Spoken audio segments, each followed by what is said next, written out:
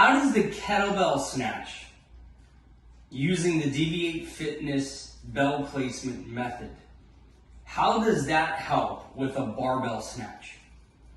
How do the two complement one another? Well, it's very simple. In the Deviate bell placement method, because the bell is behind the heels, we get rid of that pre-swing. And because of that, you have to figure out how to develop starting strength because you have no momentum anymore. So, and I'm going to demonstrate this in a few seconds. So by placing that bell behind the heels, you have to develop a powerful hip hinge. You have to figure out your foot placement. You have to figure out breathing, and you have to figure out how to take slack out of that arm in order to create power to get that bell overhead. These are all very similar, almost exactly the same movements that you need to figure out for your barbell snatch. So we need to develop starting strength, and we also need to tame the arc. So when you see a barbell snatch from the side, right, we need to keep that the bar as close to the body as possible. In the kettlebell snatch, using this Deviate bell placement method, by placing the bell behind the heels, we already create that arc naturally.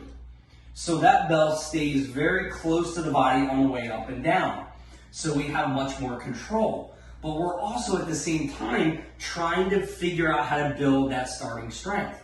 This is why this Deviate method of bell placement carries over so well to barbell training, powerlifting, Olympic lifting.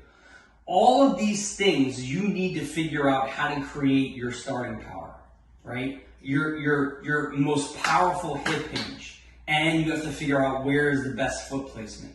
So by placing that bell behind the heels, all of this stuff has to happen.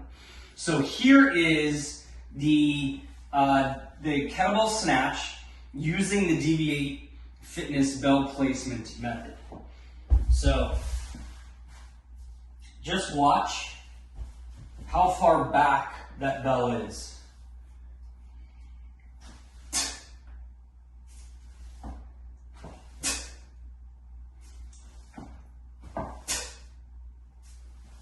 So I don't have momentum anymore. It's gone. I now have to create it using this bell with behind the heels. I have to figure out how to create that starting power. So that transfers over to that barbell snatch very well. So this is an excellent primer or warm-up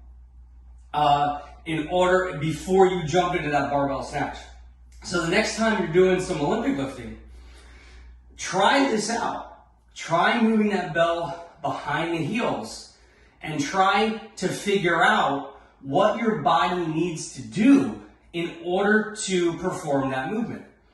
And you'll notice there are very similar traits among both. Even though they're two completely different tools, they share very similar traits that both can feed off each other.